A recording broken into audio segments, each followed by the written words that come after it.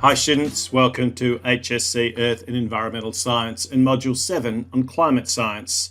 This is video number 6 and we've moved into the second section now. We're going to have a look at ancient climate and pollen grains. Our learning intention for this particular video is to be able to describe and discuss ancient evidence of variations in global temperature, including but not limited to pollen grains in sedimentary rocks. So one of the things that we usually like to do is a little bit of brainstorm at the start of each of these subsections within each module.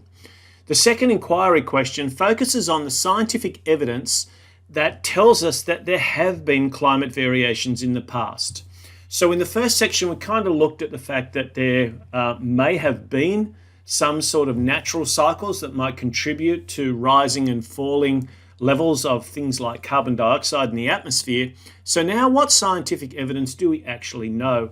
It's always useful to have a little bit of a think about some of these areas before we start to look at some in specific detail, so you have a place where you can kind of connect the ideas that you already have to some of the deeper knowledge that you want to acquire. So this is the study of paleoclimatology, which is basically just a study of past climates. Is there any information that we can get from anywhere, I guess at this stage, that might tell us something about ancient climates and/or whether or not they've actually changed in the past? Studying ancient climates can provide clues to the present as well as potentially impact on our modelling of different factors for today and tomorrow's climate. So what we want to try and do is see if there's some information that we can get from the past that might help inform our models as we look ahead to the future. It gives us an understanding of some of the natural cycles that might already exist and some of the changes that we've seen in the past, and to link those to some of those natural phenomena that we've talked about already in this particular module, and then to be able to contrast those with what we see in some of our analysis of human activity.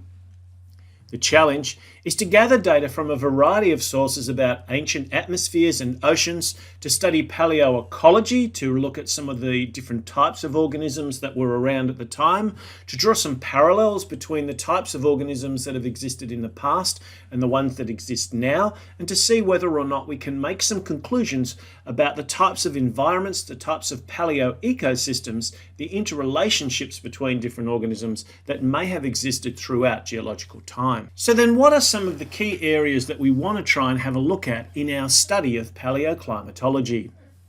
Well, the subject of this one is ancient pollen grains, and that's a subset, if you like, called Palynology. So we're going to see if there's anything that we conclude from the study of ancient pollen grains that might tell us something about ancient climates and/or whether there's been changes in the past. But in our little brainstorm, hopefully you came up with a few of these important ones as well. Ancient tree rings, the study of dendrochronology, is another area that's being used to kind of get an idea of how seasons may change over time by studying tree rings. The thickness, how thick or thin those tree rings are, can give you an idea of the type of growth that occurred for the plant and the type of environment that would be most likely to support either active rapid growth or slightly less, a slower rate of growth. We also want to look at fossils, not just fossils but microfossils, so very tiny microscopic foraminifera that can also give us a little bit of an idea of the types of environments that might have been around in the past.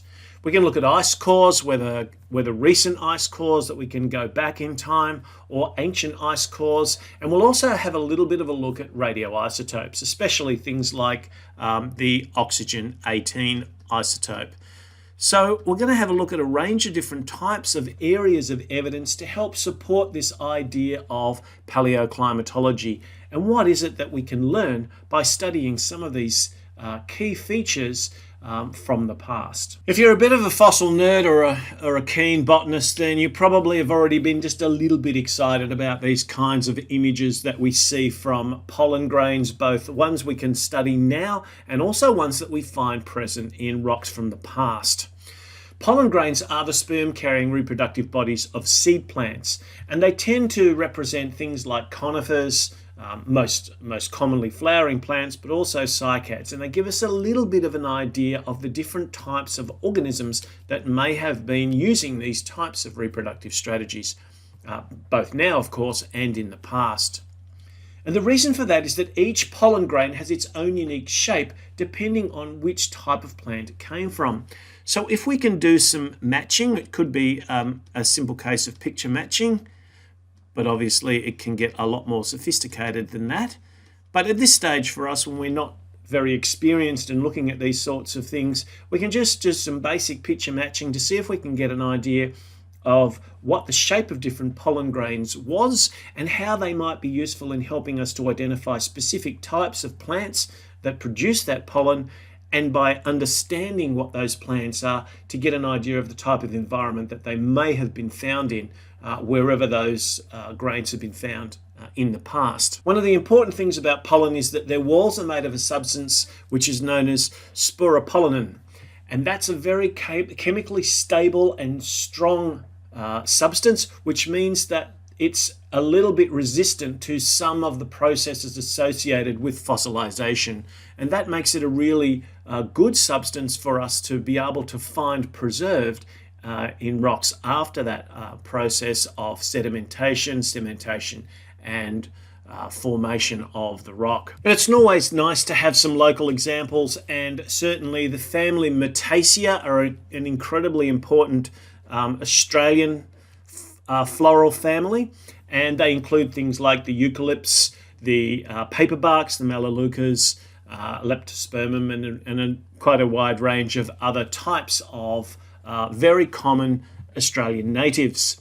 And once again, while you can see a general similarity in some of the general structures of these pollen grains, there are still some quite significant differences when we start to analyze each of these different types of grains and try and match them up with their parent plant. One of the things that we do know is that certain modern species of plant can be restricted by temperature constraints, by the amount of rainfall that might occur, by the seasonalities, or the lack of seasons that can also be factors. So as a result of that, the occurrence of pollen grains in sediments can also be used as a proxy for climate. That is, we can get a little bit of an idea by seeing if we can find certain types. We've found certain pollen grains from particular types of eucalypts or gum trees. We might be able to conclude the type of environment, the type of climate that might have driven that environment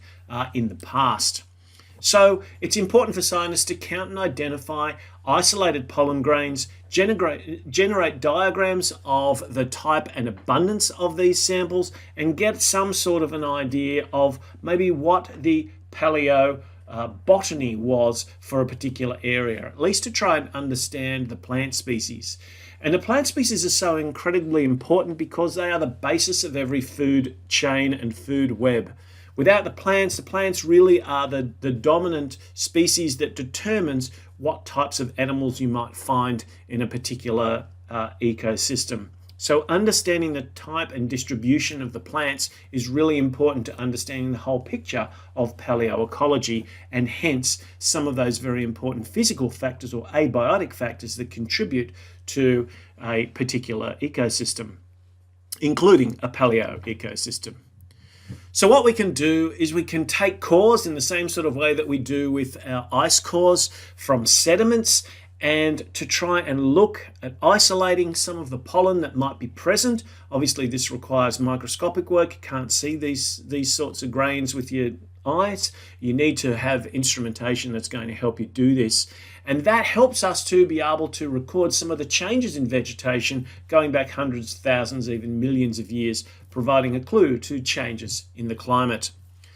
We know that certainly some of the really important fossil sites, such as Mergen and Riversley, that contain a very large number of very important animal species, also have released a lot of information about the types of vegetation that those animal species were feeding on, or at least that we can assume that they were, because we've found some evidence of those types of plants in the fossil record as well. And so that means we can make some conclusions about perhaps areas where it may now be very dry, where it previously may have been covered by rainforest. So these are the sorts of things that we're trying to use pollen grains, ancient pollen grains, to help us make some conclusions about the type of flora that might have been present in an area, and from there to make conclusions about the climate. But this is only one area that we can look at in order to try and understand some of the evidence of changing climate in the past, and we'll look at some others in the next video. Thanks for watching.